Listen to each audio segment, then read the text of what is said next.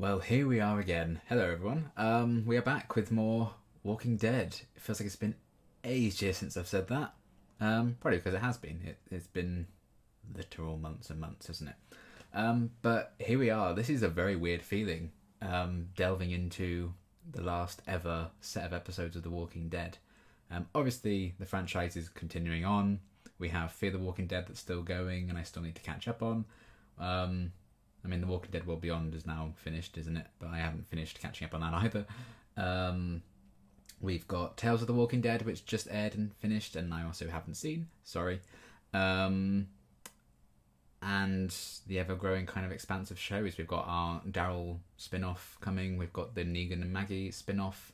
It was called Isle of the Dead. They've just changed the name, haven't they? Dead City, I think. We've got that coming up. We've got the Rick and Michonne show whenever that drops. So yeah, an ever-expanding world. But it's still weird coming into this being like, you know, the main show that started it all, 11 years. And it's all coming to a close with these last 8 episodes. I've really loved this season so far. I think it's been really good.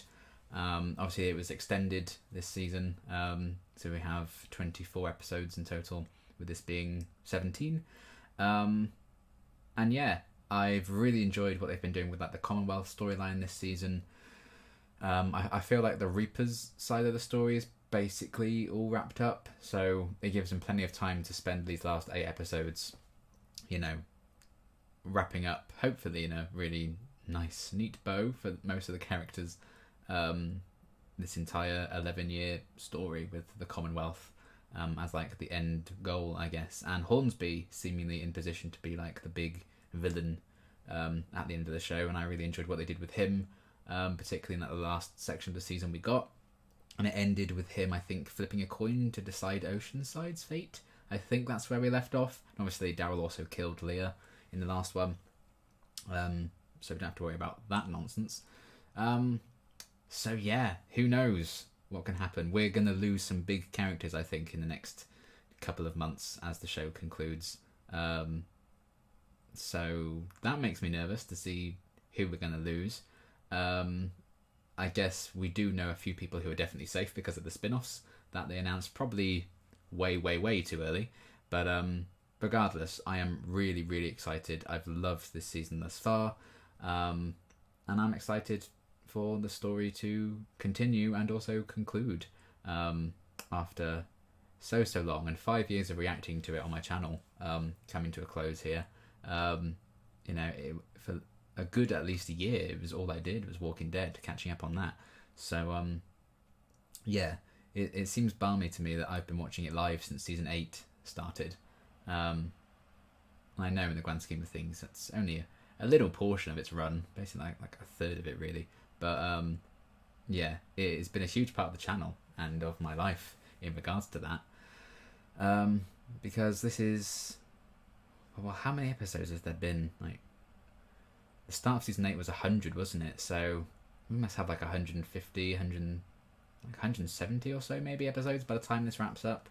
That's a lot of hours of editing. That's probably over 400 hours that I've spent just editing The Walking Dead, much less watching it and dealing with copyright around it and all that jazz. So yeah, I've dedicated a lot of time and love to the show. So it's weird delving into what's going to be our last 8 episodes, but I'm sure that they've kind of pulled out all the stops and gone out on a real high, as the last few seasons in particular, you know, have been very strong. So yeah, I'm excited.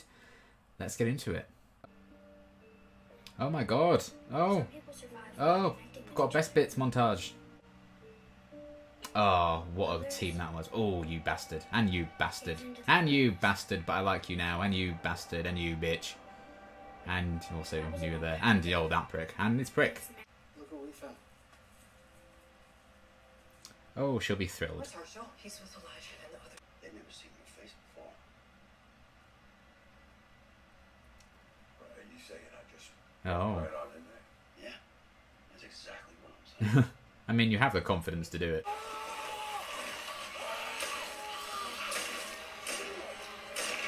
Oh my god, yes! You always think you're done seeing someone wear skin, but they always surprise you with one more. That armor is shit, isn't it? Oh!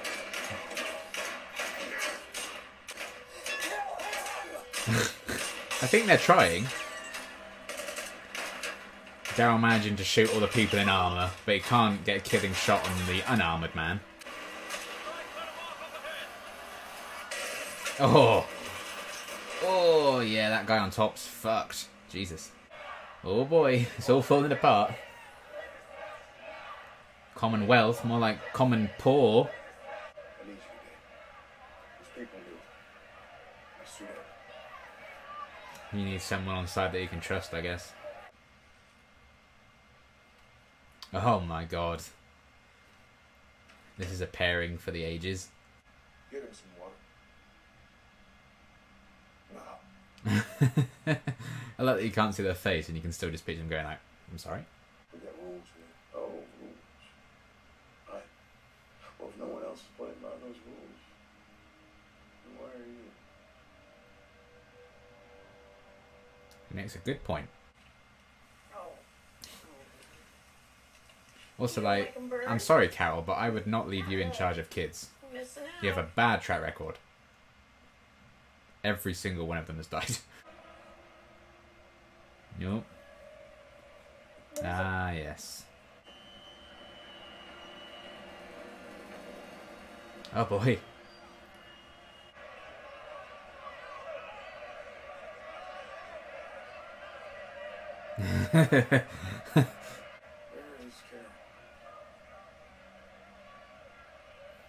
Yeah, Negan and Carol team up and get shit done.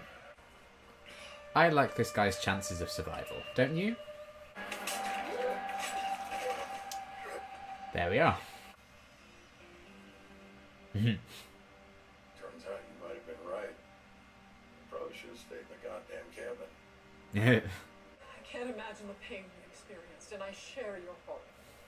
Though I can't bring your loved ones back, I will get to the bottom of what happened and who was I'm responsible. introducing a 2,500 energy bill cap. Your friend Connie, the journalist? You don't suppose she would have an idea who the fuck was to do? It would surprise me if she did.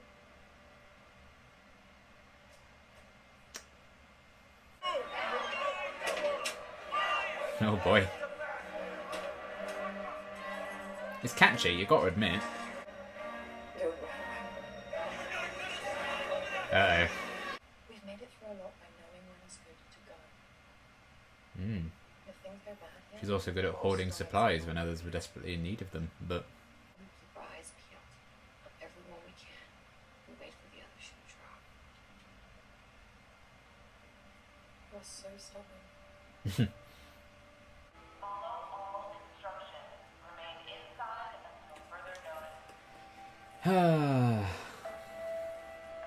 Lockdowns, eh? Very familiar with the concept. Uh-oh.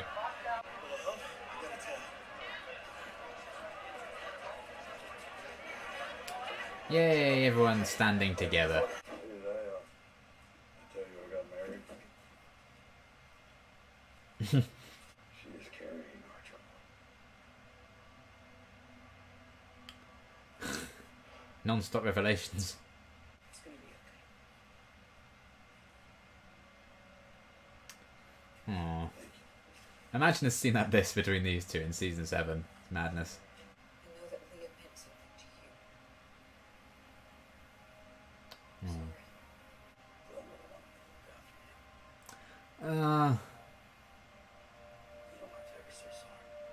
Not to me. don't get me in my feelings. Unless they never see us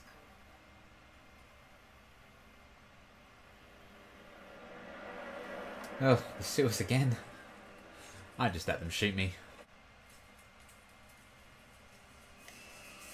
Oh no.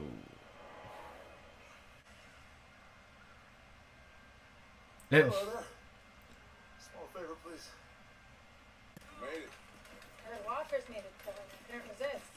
How does Rosita look good in that armor? I don't understand it. Well, I do understand it, it's Rosita, but you know. That never gets old. I didn't even get them to come down here to us.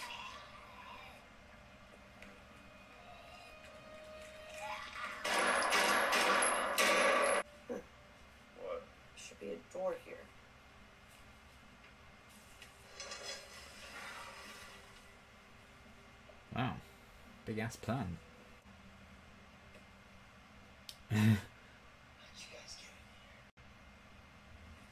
Brilliantly. Easy, Jam. You know who I am. Oh, do you know Oh, God. I am? Huge Draco Malfoy energy from this one. You asshole. You're a kid. Commonwealth is our kid. I'm just a prop. Well, you're not wrong. When you are fizzing in jars and everybody wants you dead, call me nuts, but I think maybe it's time to rethink your options. Now this one here, well, she's a goddamn... He knows. I have seen her pull little bunnies right out of her ass with my very own 2 eyes.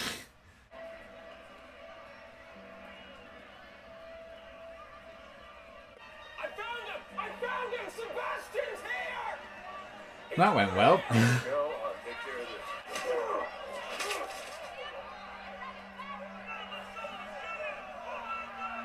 Just shut the hell up and listen for a second!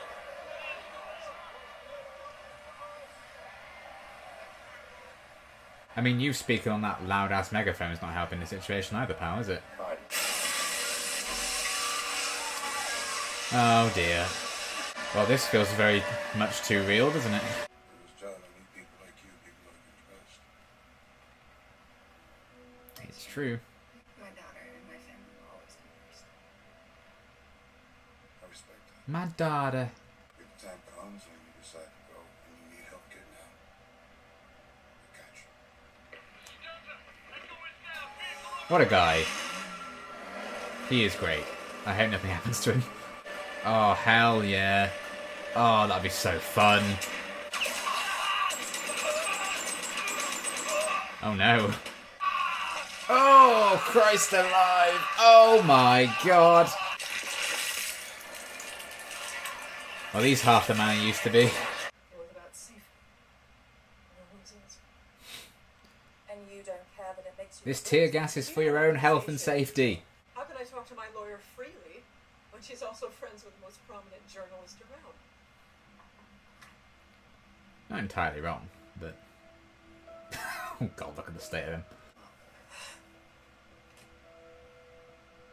Now she cares about him. Never mind. And who are you? I work for a man's world. You're gonna find out. He's out there. If your son didn't do the things that he's accused of, someone did.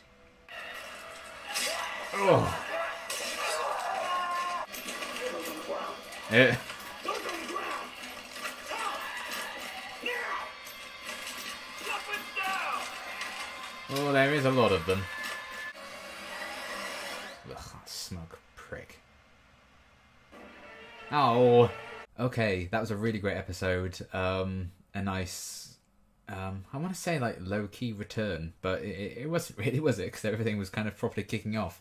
But it did a great job of kind of having basically all the key players in it, I think. But they all have a decent moment to shine. They all have a good amount of screen time. I think it was very well split between everyone. And they all had some really decent moments. And, you know, for this to be like our first episode back after a couple of months away, it was great to kind of reconnect with everyone and see where everything's at and see where the Commonwealth is stood right now. And obviously people are pissed off after the article they published about Sebastian and all his crimes and stuff.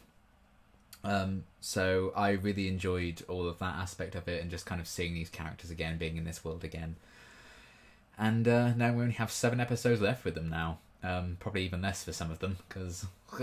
but yeah, it's exciting to, you know, be back in the world and hear that theme tune again. It's always good. So yeah, where do we kind of kick off? I really enjoyed everything with like Negan and Carol and stuff. Those two teaming up. Obviously, last time teamed up, they killed Alpha, so that went pretty damn well for them. And I really enjoyed them teaming up again here to try and track Sebastian down. And Negan opening up to Carol about Annie and his marriage and his kid that's on the way and everything. You know, it's still bonkers to me when you watch like season 7 and how awful and evil and vindictive Negan is to everyone, and they all can't stand him. Some of them still rightfully can't stand him, to be fair. But then you get a scene like that where Carol's been like, Negan, it's going to be okay, and like comforting him. I'm like, oh my goodness. So that character development is amazing, and you know, that, I guess that is one good reason about some shows going on for, you know, over 10 years like The Walking Dead has. You know, not many shows last this long. You know, Friends had 10 seasons, and that was a long running thing and a huge success, and this had a season more than that, you know. But it's moments like that when you can appreciate the character development, and, you know, the fact that Negan wasn't introduced until season 6, which for a lot of shows, you know, a lot of shows nowadays don't get to season 6. And, you know, we had 6 seasons without Negan in it, and it seems unthinkable now. But yeah, you think of that and think of scenes like that, and like, it's just mad how far they've come. And I like that the show always takes the time to kind of have scenes like that in there. So yeah, that was all great with those two. I loved it when they found him and everything Negan was kind of saying about Carol, and like, if she's giving you a lifeline, you should bloody take it, mate. I mean, it immediately went wrong, granted. And now Negan might be locked up and captured again in another cell somewhere else this time, just as he got to the Commonwealth, but he seems to be enjoying the chaos of it, so maybe he'll thrive in there. I did like that, you know, Daryl and everyone sent him on like an undercover mission because they'd never seen his face in there. That was a clever idea and a good way of bringing him into this plotline now. So he's been quite separate from it for a while, with everything with Annie and stuff. So that was all well and good. I guess my concern with that is Carol at the end with Pamela being like, if your son didn't do it, then someone did. I'm scared that now they've captured Negan, is she going to try and like frame Negan for it as like a way of helping Pamela out and like twist the knife a bit? I don't know if that's where they're going with that, or if I'm just reading too much into that situation. I guess we'll have to wait and see exactly what Carol can do to offer Pamela something in return for her help taking Hornsby out. But yeah, that was all really cool to see those two kind of interact, and yeah, just seeing the fall of the Commonwealth and the real change that's going on with the protests and then the tear gas and everything, the lockdown being implemented. You know, a lot of it was very, very real in regards to, you know, the brutality of dealing with some protesters and, you know, all of that.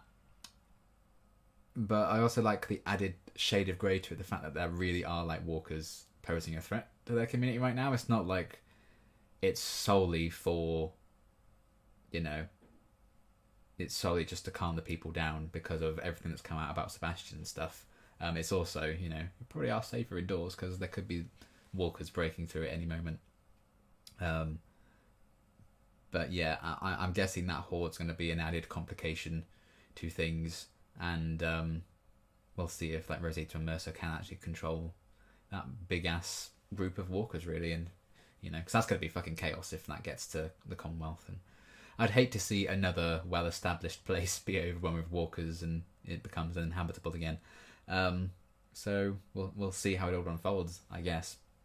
But I do like the shades of grey to that. But also they're unapologetically showing like Pamela and Sebastian aren't great people, you know. Pamela does not care about her son. She cares about having power and being in charge. And Sebastian's just a little weasel anyways, and he always has been. And he did do the thing that he's being accused of, so hopefully he doesn't worm his way out of all of this yet again. Again, we've got time. We've got 7 episodes to see how it happens with them. You know, I have heard talk of Sebastian in the comics and what he does to a certain character. That obviously can't happen now because that character's no longer in the show. And the outcry of that, and like, a lot of people weren't happy, I think, with how that went. So it'll be interesting to see how they change up, you know, the use of characters like Pamela and Sebastian in this. I know, like, Hornsby in the comics, I don't think really has that big of a role. They've done a lot more with him in the show, and I really like what they've done with Hornsby. So how they've changed the Commonwealth arc up is really great. And obviously, a big change is the fact that Rick and Carl aren't in the show anymore. And they would have been in this Commonwealth arc in the comics. I haven't read them, so I don't know how it all unfolds, but I know that, you know, they're about then. So yeah, it's characters like Daryl who kind of, I guess, get more of the material like Rick would have in the comics, because I know Daryl isn't in the comics.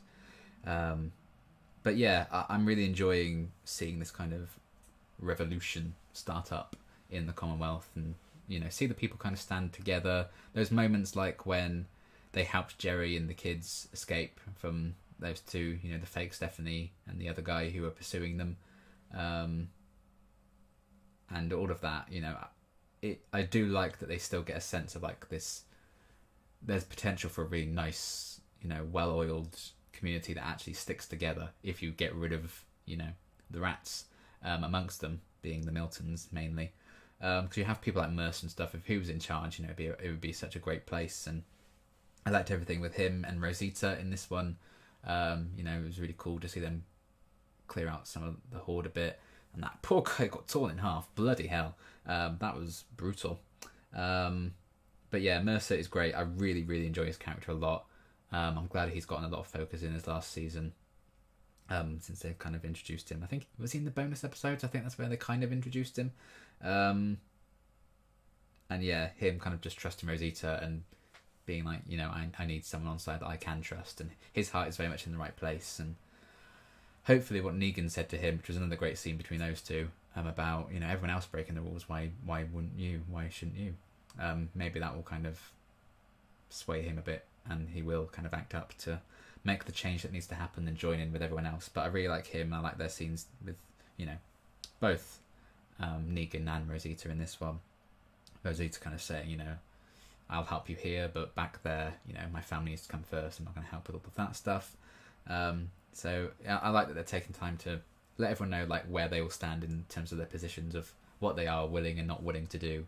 You know, you see Connie happily joining in with the protests openly, being like, this is what change looks like.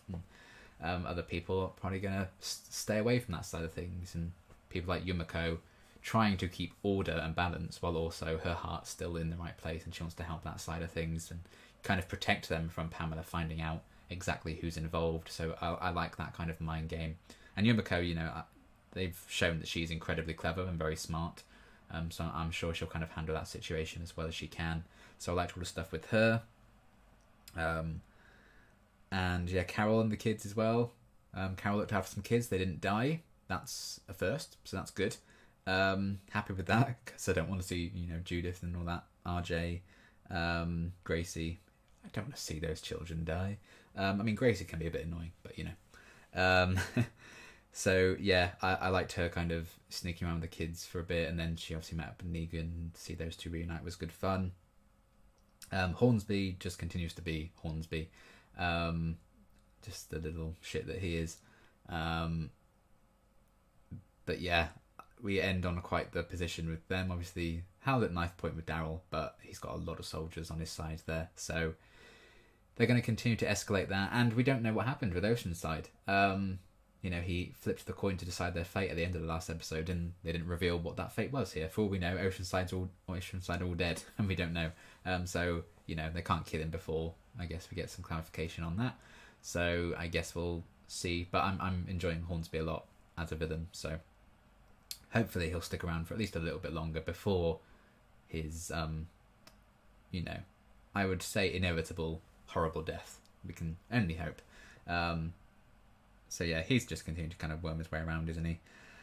And then yeah, Daryl and Maggie teaming up with people like Aaron and Gabe, you know, kind of having their own little plot lines going on and trying to sneak their way through all these different sewers and stuff. And Annie joining them as well. I really like Annie. As you know, we haven't seen much of her, but I do like her. So I'm glad she's with them as well, kind of getting shit done. Ruthlessly taking out all those Commonwealth soldiers was really good. And you know, this is another thing when a show's gone on for 11 seasons. You know, Daryl's been around since basically the start. He's in season 1. Maggie was introduced in season 2. You know, they are veterans of the show at this point. Apologies if you can hear the ice cream van in the background. It's very jolly considering the subject we're talking about here. But, you know, they've had all these seasons to just know each other inside out, and they work so well as a team. And I like that they're kind of showcasing that. Whereas the Commonwealth soldiers, who may not have dealt with the threat quite to the scale before, are a little bit shit. Which helps our heroes, I suppose. But I like them all working together. I loved the little bit where Maggie kind of apologised to Daryl about what he had to do to Leah and the fact that, you know, he had to kill her to save her, knowing that Leah meant something to Daryl once. And Daryl was like, oh, it just pains me. And he's like, Glenn would have wanted me to look after you. God, any Glenn mention just kills me. So yeah. I really love that little exchange as well, and the fact that he's like, you never have to apologise to me. Just how close, and like, you know, like that little bit at the start with the montage with like previously on The Walking Dead, kind of with Judith, I think, doing the voiceover. You know, found family. She was talking about that at the start. You know, that's very much what they are. And it scares me in a way that they're kind of highlighting some of these bonds, because I imagine we're going to be losing some of these people over the next 7 episodes. But I'm also very excited to see where it all goes. So yeah, this is a really great first episode back of this final third of the season. Yeah, just really intrigued to see where this whole revolution within the Commonwealth's going to go. Is this Horde going to play into that? Is that going to be a separate threat altogether? Exactly where all this is kind of heading. Should be quite interesting, considering we only have 7 episodes of the show left. I really don't know. I don't know how they end things in the comic. So, you know, how much of that are they going to take for the show? We know some people are going to have to live and have spin-offs and stuff. So, you know, some fates I think we kind of know. Some are really up in the air.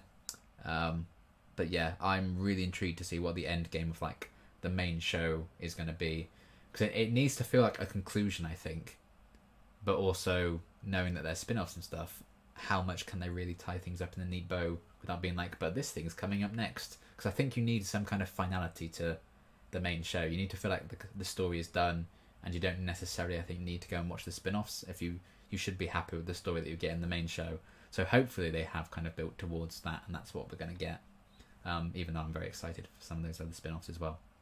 I don't think they should necessarily be required viewing, you know, post Walking Dead, if you just want to watch the main show. So yeah, we'll see how it all goes and how it all unfolds. But this was a very strong start. It's great to be in this world again with these characters, and I look forward to seeing what the rest of this final third of not just the season but of The Walking Dead has in store for us. But yeah, great episode. Looking forward to more. And until my next reaction, thanks for watching.